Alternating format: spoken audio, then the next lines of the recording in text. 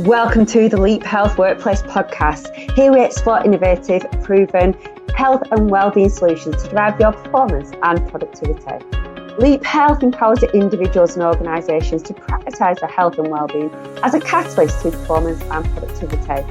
We do this by providing workplace health and wellbeing performance workshops and also the Leap 360 one-to-one leadership coaching to drive health, wellbeing and performance, powered by the Game Changer Index Energy for Impact profiling tool.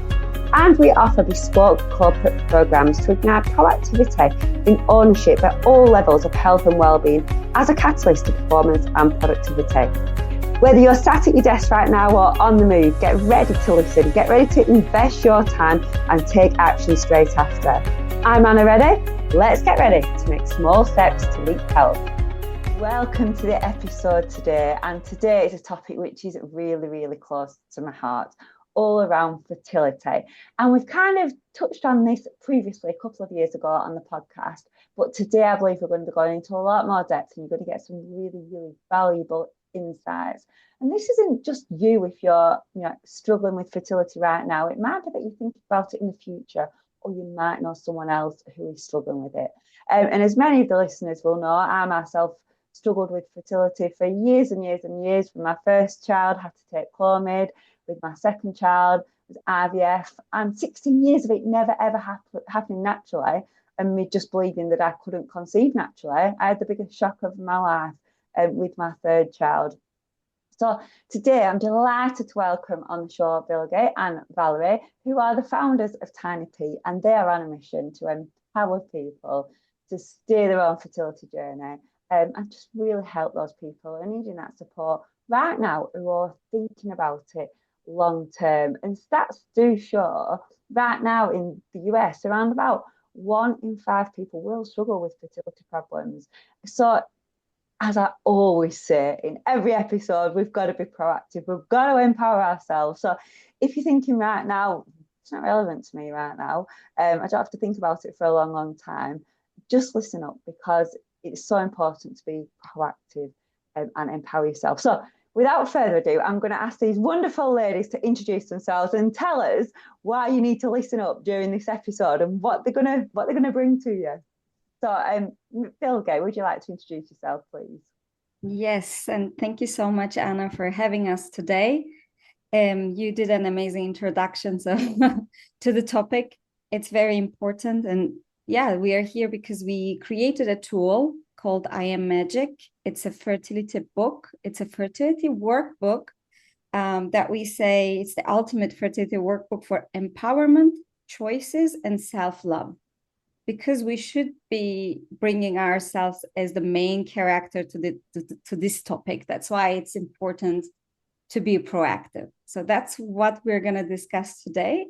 And if I step a little bit back, who I am a Turkish-Swiss person living in Switzerland, in Zurich. And I'm married. I have 2 kids. I'm a tech professional. But yeah, we went on and created this company, Tiny P, to talk about fertility health, reproductive health, and yeah, eventually created this book. I hand over to Valerie. Thank you, Bilge. Can I just interrupt there? You did miss it. You are a TEDx speaker as well, so highly credible in your field. Thank you so much. Yeah, it's apologies, Valerie, go for it. Sure, it actually ties into how we met. But neither Bilge nor I are medical professionals. I think that's also important to say, but we worked with medical professionals and experts on this book who reviewed it. So it's really, a book that is based on our own experience with the topic, on what we felt we would have needed at the time when we started our journeys. But also, so it's not just our experience, but it's validated by experts who do know what they're talking about. And I am Valerie. I am a Swiss with many, many roots person. I am a communications professional by in my day job, and a couple of years ago when I started my fertility journey as a single woman with no children, but loads of interest to, take charge of my own life. I heard Bilge speak at a TEDx event for women, and it was the first time I had heard anyone speak about this subject in a public space. So I thought, oh, this lady I must meet. And off I went, and in the networking kind of accosted her. And yeah, the rest is history. And we've got this wonderful tool now that we'll be talking about a little bit more today, and the topics that we touch on in the book that are really close to our heart. Because what I found out on my journey, I think Bilge as well, like knowledge is power, and it's so important to feel empowered to make the right choices for yourself, for your own body, for your own life. Wonderful. And I think that's really key, isn't it? Empowered with your choices for your life. So, your situation, as you said, you single lady and wanting to know how you can, protect your chances of conceiving. I think, it's really interesting. So we're not just going to be going back down like the typical route today. We're going to be exploring all avenues, which is what I think our listeners will be really interested in. So before we get started, maybe just tell us a bit about what are some of the challenges facing people right now in terms of fertility. I think how the things are going in the world, also like how women is placed in the society. Things are moving a little bit later in life, and that brings challenges due to our ages. I say women, but also for men. I mean, it takes two to tango, and we forget men in this picture most of the time. But health researchers are catching up, to be honest, especially in the fertility area. So if I go back and talk about some challenges, yes, women trying to make some career study, and then, when the time comes, like, okay, we can relax and have a baby, then we get to understand after 35 years old, our egg quality is diminishing. And also our reserves of eggs are diminishing. So that brings the challenges with it to get pregnant easier than before. And with that, we figure out, okay, that's not super easy. And we continue to go with the technologies, artificial, ART,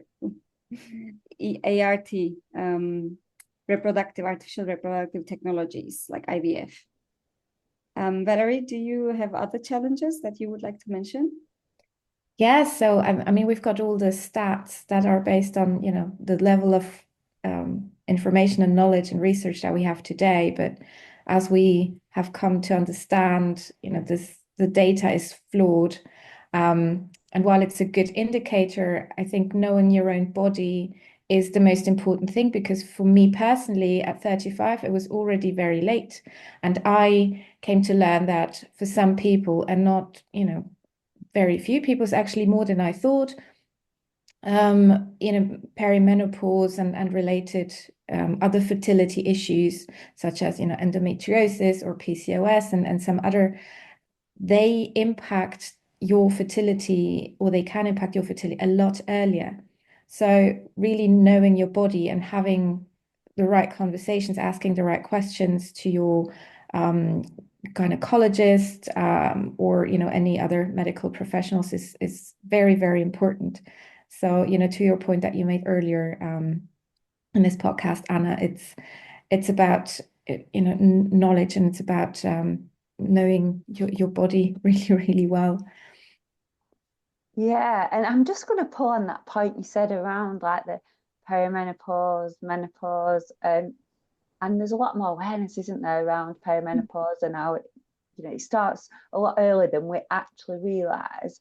How did you feel at age 35 when people were talking about the perimenopause, menopause, and you were thinking, I haven't even got to the fertility, I would still love to have a child. How did that make you feel? Because I think sometimes we don't recognise the impact that all this noise around perimenopause and menopause, as beneficial as it is, that it can have on people who are considering their fertility journey. Could you, I know it's quite a deep question for you, but I think it'd be interesting and valuable for people to hear your perspective on that. Absolutely. And I think my experience was that, as soon as I heard someone speak about it, it lifted so much pressure off myself. And I didn't feel as lonely, as isolated. It was still my thing, my journey, but it felt a lot lighter. So I'm very happy to share. I think it also depends kind of regionally and socially on how the topic is dealt with. You're right, we're hearing a lot more about it, but some listeners may live in areas where it's still very much a taboo. And for me, it was a huge surprise that, at 35, I would be confronted with the topic. And frankly, I didn't know much about it. I thought, oh yeah, that's for old ladies from like 45, says the now 41-year-old. But also it manifests or shows itself through a variety of symptoms, and not all women will ever experience the same ones in the same intensity. So again, just learning about what kind of the norm is, or the red thread, the average, and then what it might feel for you as an indicator of where your body's going, and where you would like it to go as well.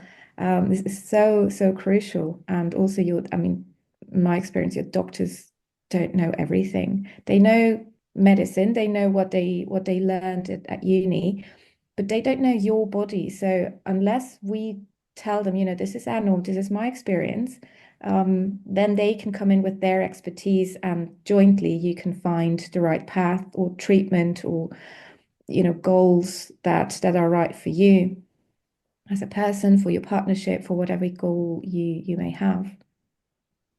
Thank you. Yeah. And that again, going back to that, really empowering yourself, isn't it? To Mhm. know your body. And sometimes, yeah, we do put experts on a pedestal, and they are experts, but actually you can be the expert of your own body. Yeah. So yes, maybe just delving a little bit deeper into the science. Maybe let's go back to basics. Bilge, this might be one for you maybe to think about. So, if people are trying to conceive, what is the best time in the cycle? Give us a bit more just of the basics, so we can cover that off before we move on to other solutions. So we written this book because many of the fertility workbooks out there are lacking actionability or decision making. So we try to put there some paths for people who are thinking, okay, like I'm 35, what do I do now? Or I'm 28, what do I do now? What is the science saying? And we know that 1 in 6 people are troubled with infertility issues. We also know that the age to start, or the average age in Europe to get pregnant with the first child is now 29.7. So it's around 30. It's getting later and later. So yeah, we recommend, of course, to start everything looking at from the natural perspective, understanding our individual bodies, what we have, like what kind of problems we might have underlying, like thyroid or dental problems, or there are many things that we don't really think of before starting to get pregnant. So it's really an individual process, and getting to know yourself, know your hormones or your hormone levels, or your vitamins in your body. You might be depleting in some sort of nutrient in your body that you're not even aware of, that is very necessary for your reproductive system. So it's really about understanding what are those nutrients that you need in your body to be able to create quality egg and quality sperm. So understanding these important terminology to start with. And then there's also the environment that we are always exposed to, the air or the food we eat at home, or even at the restaurants, that we can have no control over, right? What are these processed food that we are eating, and that has impact on our body? Nowadays, we have a lot of scientific research on the ingredients of the cosmetic products we use, or even the cleaning hygienic products we use. How can they harm our body, our general health, but also our reproductive system? We have many information out there today, and we have one chapter especially on this. How can we take control of the products we use, the food we eat, without being overwhelmed? Because I can understand this is very overwhelming process to go through. Just simple cream that you use every day on your face can actually harm your endocrine systems, which is producing hormones for you. So yeah, we recommend starting from the natural perspective, like looking at how manually I can manage my own health like a normal person. So my body can normally produce those hormones and like make sure that everything is working in the correct conditions. That's the first step. But then depending on the age, of course, after trying for a certain period, it's important to visit a doctor and get the correct advices for your own system, and understand what the tests are saying about your hormones and your nutritions. Thank you. Yeah. So again, that early intervention, the earlier you can get in those healthy habits in terms of making your body a good place for a baby to grow, the better. So it doesn't matter however old you are, or if you're thinking, you know, I've got a lot longer to go in my career, but before I'm going to start thinking about kids, creating those healthy habits is key, isn't it? And yeah, am I right in thinking that if your body's stressed, if it's not balanced right, the first thing that's going to shut down, one of the first things your body will shut down, because we've only got so much energy, is your reproductive system. So you know, one of the best bits of advice I was given is just to think that you know, your body's got to be a safe space for a baby to grow in it, for it to feel safe. So I want to just delve a little bit deeper into some of those solutions that you kind of touched on then. So in terms of nutrition, this was a biggie for me. I know when I was first trying with my first, it was all the fears around low fat, which lots of people were jumping on the bandwagon then. Big no, because we need those healthy fats. They're really key, aren't they, for our reproductive hormones.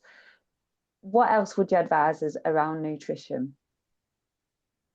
I mean, I think, you know, it was actually something that a friend of mine told her daughter about healthy nutrition. She said, you know, if you eat the rainbow, you should be fine. And it's really making sure that we have a balanced diet, that we have antioxidants, that we have the right nutrients, that we have complex carbs that can be broken down over time, give the body the right energy levels, the right fats, and you know, all that sort of thing. It shouldn't be rocket science, but it is, because we live in a society where we get very mixed messages on what healthy nutrition is. It feels like sometimes every year, you know, there's a new focus, you know, low fat, low sugar, low something, and then low sugar, you know, doesn't mean that there's no you know, sweeteners which give different signals to the body and you know, kind of mess it all up.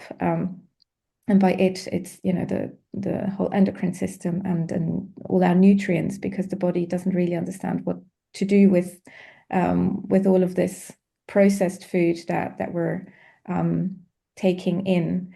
So yeah, I think as natural, you know, eating as natural as we can, and also especially in an age where we need to be very mindful of, you know, also what we eat in terms of, you know, maybe less meat. We need to substitute, you know, proteins and different vitamins like B12, for example, in the right way. So I feel like everyone should, you know, eat the way they feel is right for them. That might be flexitarian, pescatarian, vegan, vegetarian, however, but to really be knowledgeable about what that all means.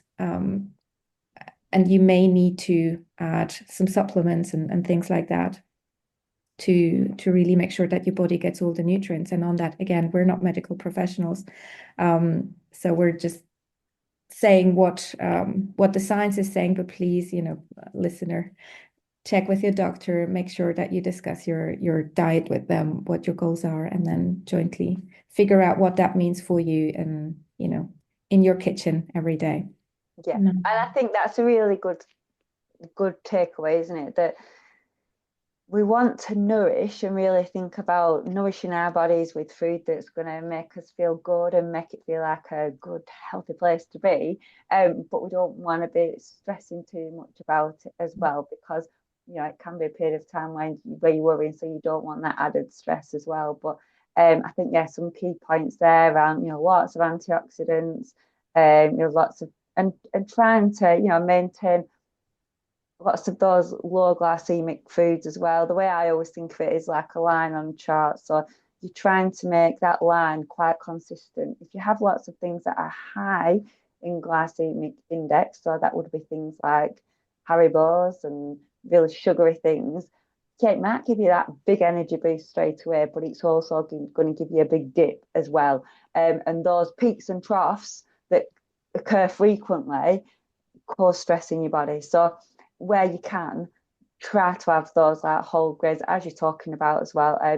Those whole grains, brown rice, wholemeal pasta, but also accompanying it with, as Valerie said as well, is some good quality protein as well, because that can minimize those peaks and troughs as well, along with those healthy fats. But also supplementing with the vitamins that you need, particularly if you are trying to conceive, that folic acid is important. So thank you for that insight around nutrition as well. So following on with the topic around it being a safe space, how else can we make our body a safe space? I think, we alluded to it in terms of stress, mental health. I mean, body and mind are part of the same. And for holistic health, I think we often forget it, sadly, but the mind is just as important, as healthy belly, hormone system, and everything. And actually, they work in symbiosis. They mutually support each other, but also if one is in disbalance, the other might get stressed trying to overcompensate and things like that. So if Haribo or I don't know, great pizza or whatever is your jam and makes you happy, I think that's really important that occasionally you do treat yourself because it makes you happy. And that's very, very important, especially when trying to conceive, to have this kind of base happiness. We in our book we start at the beginning, of all that, like what is happiness? What makes you happy? What does that mean for you? Because again, that means different things to everyone. But also we explain how to maybe get there once you've kind of understood what that means. Being on a fertility journey can be very, very vulnerable. You may encounter different situations or people that can trigger you, words, sentences, experiences. So we also have examples on how to deal with those, whether that be, if you know a person well, depending on your relationship, you may feel like, hey, maybe I can educate the person in the sense that you offer an alternative of what to say. If they say, for example, try not to stress and it will happen. That's quite a big one, because you don't know. You don't know if it will happen. And the stress of trying not to stress is actually one title of a subtitle of that chapter. So we offer alternative sentences of what you could suggest that person to say or do. But I think equally important, as external conversations are, is the internal conversation that you have with yourself.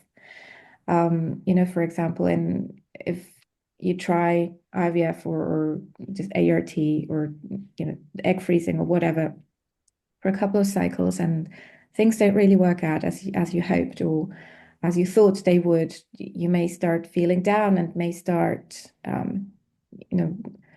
doubting yourself, your ability of doing anything, and you may have more negative self-talk. So that too can increase stress, and it's important to take a step back and say, no. So first love is with me, because I am magic, title of our book. And so how can I love myself better? How can I create a situation for myself to be in the best place I can be?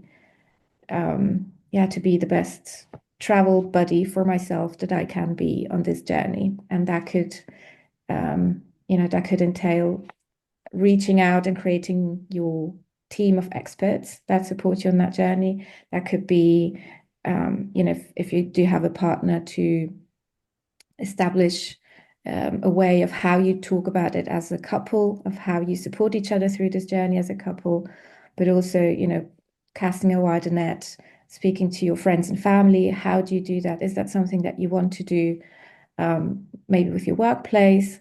But also you might reach out to communities, to groups, support groups, and things like that.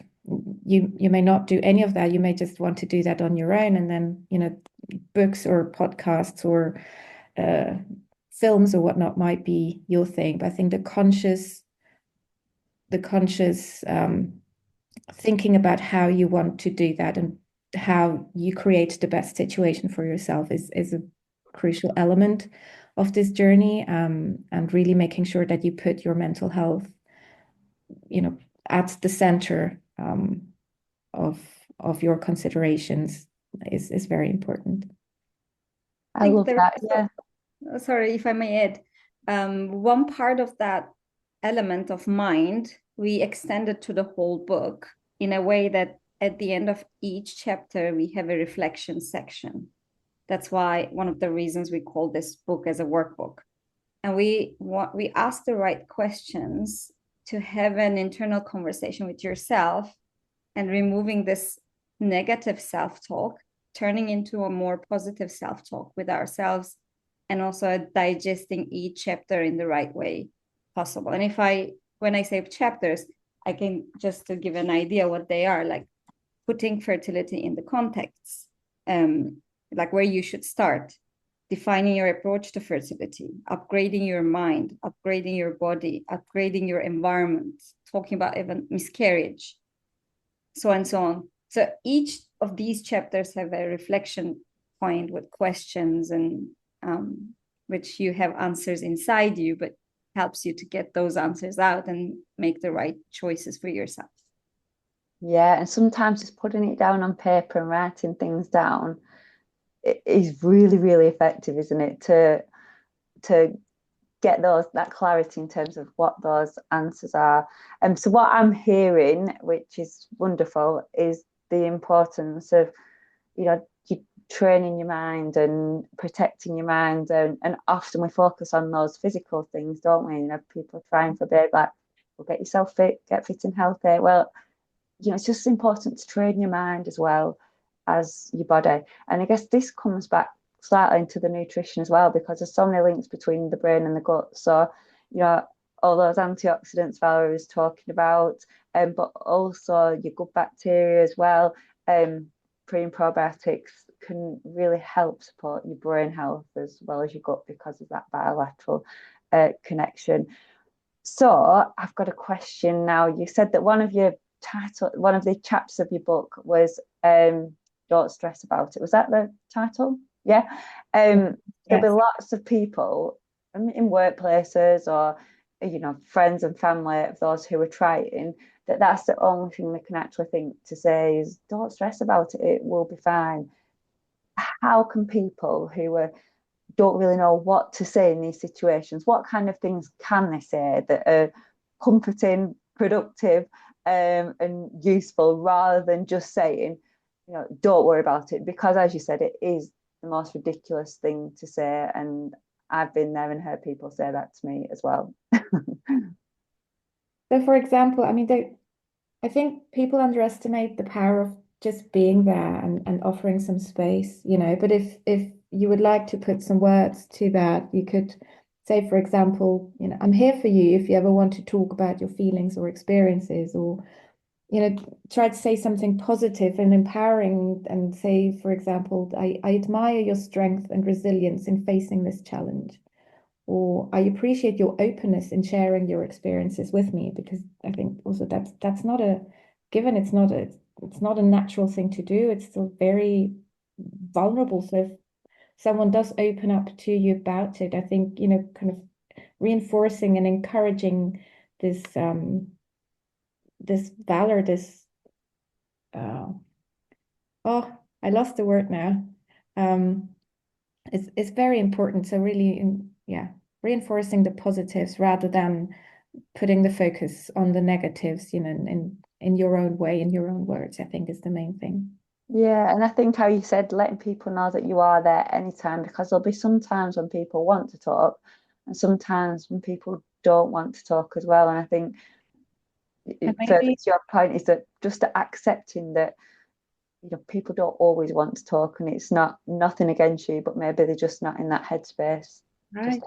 Maybe they just need a hug, maybe they just need a funny meme, or a walk in silence, or yeah, I think, especially if you're friends with someone, if you're close to someone, you'll know a little bit what makes them happy or what brings them peace. And then, rather than using what you think are comforting words, try to play to that and let the person come to you whenever they're ready. Thank you. So in terms of like the lifestyle interventions, we've talked a little bit about nutrition around protecting your mind. And so there's the power of movement as well. But again, all these things are in balance, aren't they? And the importance of sleep. Do you want to delve a little bit more into any of those areas? I think what you said about sleep is so important. I created a chart to make sure that all the right elements in there and how it affects our hormones and our metabolism.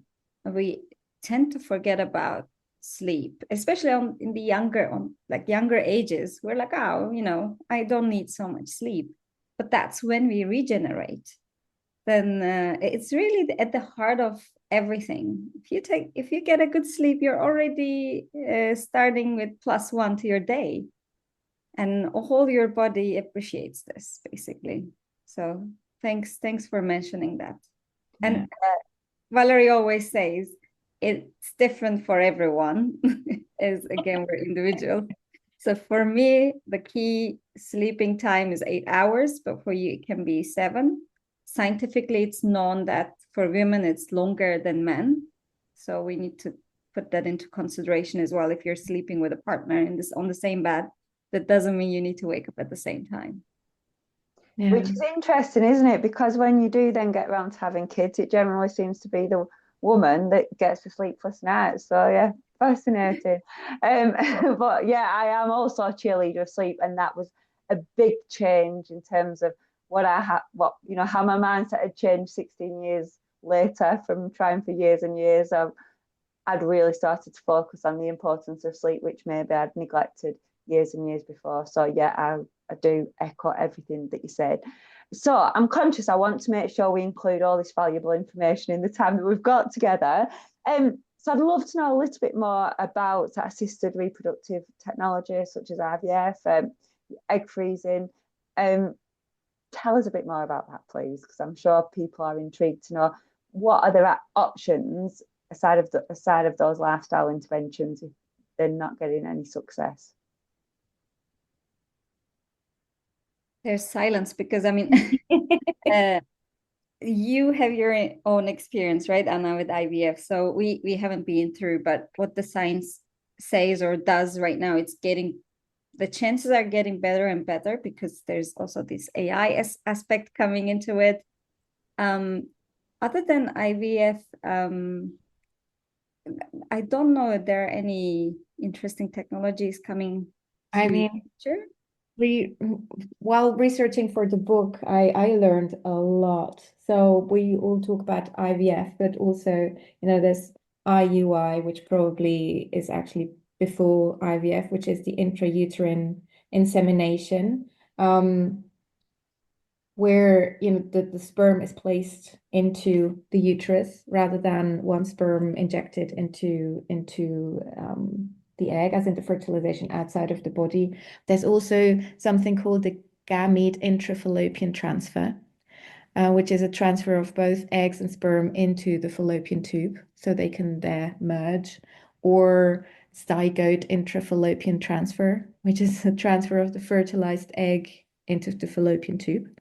Or pre-implantation genetic testing is something that would typically be done anyway. And that is really to understand if the egg and the sperm are genetically compatible. I think that would be, it depends on the clinic, I guess, as well, but what that would be done in any case for a couple seeking assisted reproduction technology, particularly IVF, to ensure that there is an element of success.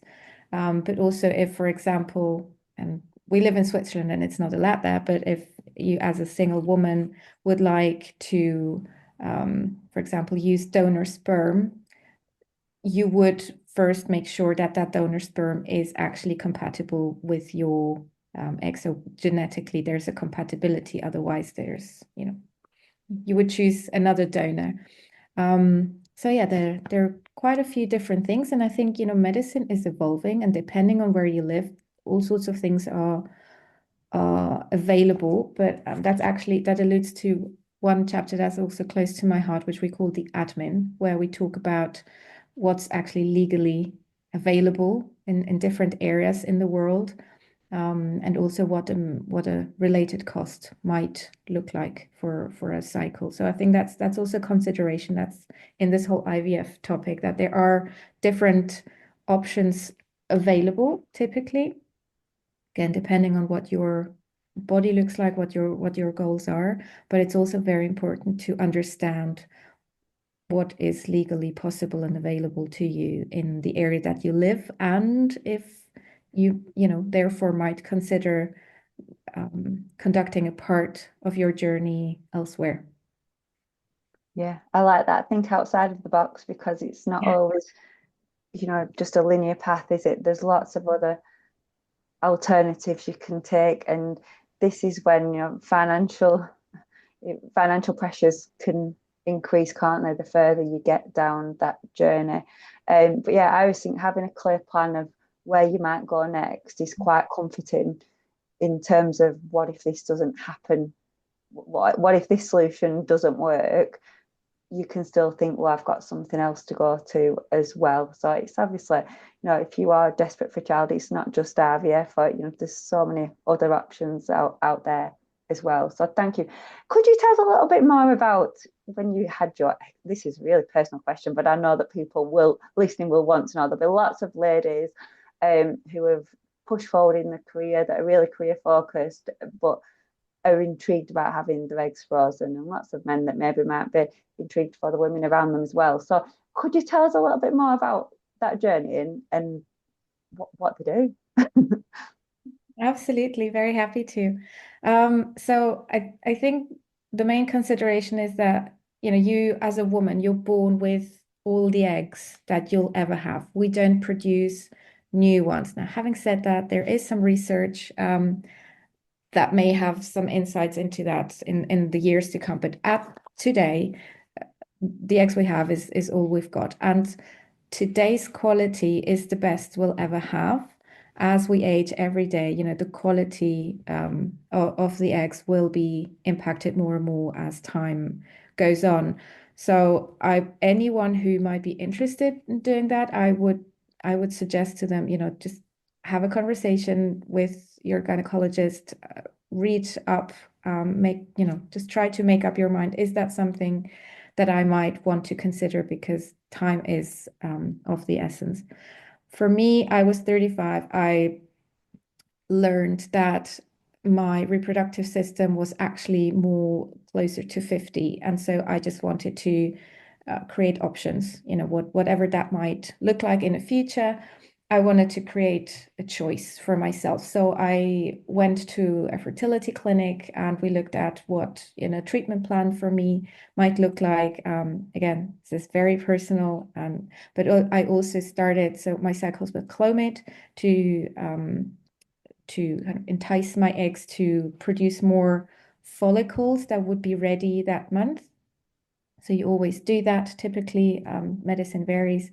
And then you inject, typically it's injections, inject hormones to grow those follicles to a size where they would be so for a size that they can then retrieve them and freeze them. They need to be a certain size for that. And it depends on how your body manages with all these hormones and how the eggs or the follicles are growing.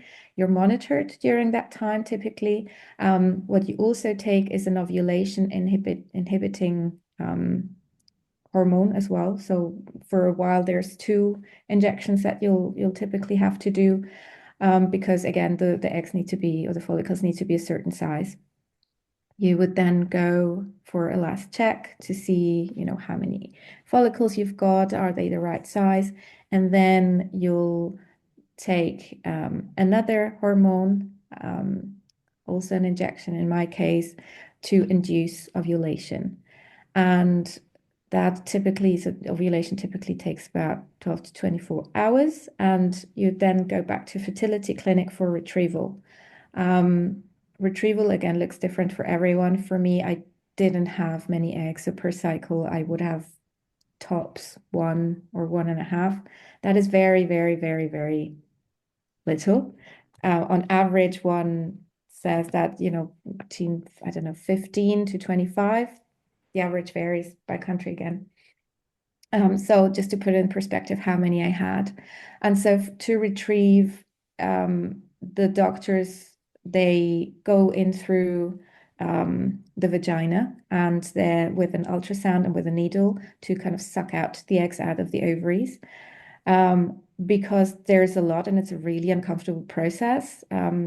You're typically put under anesthesia, local or full.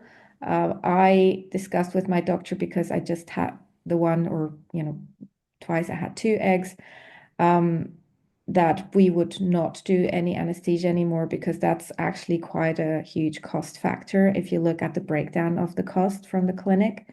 So it was uncomfortable, but it was completely fine. So that's what I did. And in total, I did 7 cycles, which for me resulted in 5 mature eggs and 2 immature eggs. I like to think of them as my teenager eggs. And they're frozen, and they're there as, for as long as I want. And I have 10 years in Switzerland in total that I can freeze them. And yeah, we'll see what I do with them if I do want a baby, or sorry. Thank you, Valerie. That was brilliant, brilliant. And I can guarantee there'll be lots of people that have found that really interesting and really, really valuable. Thank you so much. And I guess for you, it enables you to have that peace of mind knowing that you've got them there for whenever you're ready. Thank you again for sharing that, because I know it's a very personal story, so thank you. Bilge, is there anything that you think we've missed in terms of solutions and things that we should be sharing with our listeners? I'm sure we did, because this is such a broad topic when we talk about fertility. But also, if we go back to egg freezing, Valerie did this at the age of 35. And one of the reasons we have this book and trying to reach the audience that is even younger is because our eggs are even in a better condition when we are younger. So if you ever want to make the decision in the future, okay, I'm not ready now, but I'm not sure if I want a kid, but at least I want to have the peace of mind, okay, I can freeze my egg. And the right ages is around at the end of 20s. To do this. So I think it's a message to all the ladies out there. If you want your freedom, this is one thing you can consider early on. And do you think that workplaces have a duty to let the female employees know about this? Because obviously, one of the key drivers in people thinking about having children later is the career. So what are your thoughts? Do you think workplaces have a duty to empower women to know about this? I have quite clear thoughts on this, because I haven't said, but I also have a company around workplace expertise, future of work. So yes, I do believe workplaces need to encourage in any health case situation their employees. because they're 15% of their employees are going through some sort of fertility issues. 15%, and that's going to take them away from being productive. So if you are out there embracing and allowing them to come and speak up about these conditions, and also give them options to manage their situation, that's just going to bring more productivity back to your workplace. So just thinking of point of return on investment, this is the logical thing to do, but also as a workplace, you need to think about your employees, their health. So yes, absolutely. Yeah, definitely interesting. And I'm just reflecting on when I was going through the IVF, and I didn't speak up about it because my plan B was that if it wasn't successful, I would be giving everything, just really focusing on my career, and that is what I'd be throwing myself into. And I was worried that if I told people that I was going through IVF, people would think, well, she's not on the ball because she's just focusing on that, and that's what she's going to be doing. Where in actual fact, my plan B was that if it didn't work, just throw everything into my career. And I think sometimes we worry, don't we, to speak up and be honest about these things, about them being miscommunicated. Whereas if workplaces are more proactive in terms of talking about it, it enables that clarity, doesn't it, of people to be able to share exactly what's going on. It is difficult to share as well, right? It's very vulnerable. I mean, we don't even share the topic with our closest sometimes. It's an isolating topic. Yeah. How are you on earth go and talk about it to your colleagues or your boss? It's very vulnerable place. Yeah. And particularly difficult as well when you're at that age and other people around you maybe getting pregnant, and then they feel uncomfortable. It is very difficult, isn't it, to navigate. But I think going back to what we've said all along, just being able to have those open conversations, it is just a way to get around this. So I'm very conscious of your time. You're both busy ladies.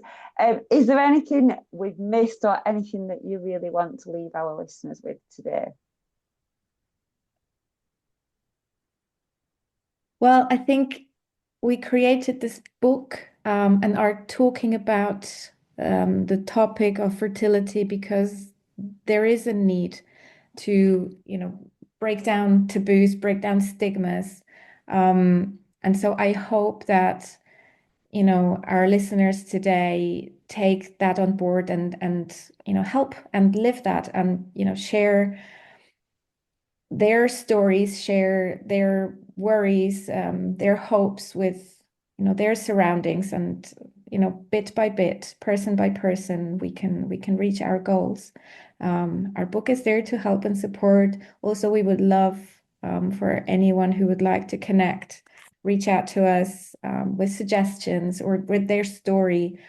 That would be fantastic. But really, my personal message: get to know yourself, and all your choices, will be the right ones because they'll be made with love, with compassion, and with all the knowledge that you've been able to gather. Thank you. For me, reproductive health or fertility health is a muscle that we didn't train at all, and this book is for that. And understand it's about you. Choices that you will make are important for the future. I haven't trained that muscle, or Valerie didn't, and we saw the impact on us, and we don't want it for other people to happen. That's why, let's create an easy book that helps everyone. So get to know yourself, and don't forget, men or women, we are all magic. And it's about our decisions, nothing else. So surrounding yourself with the right people, and creating the team of experts who listens to you are very important to start with. That's something I call positive noise. Surround yourself with the right positive noise.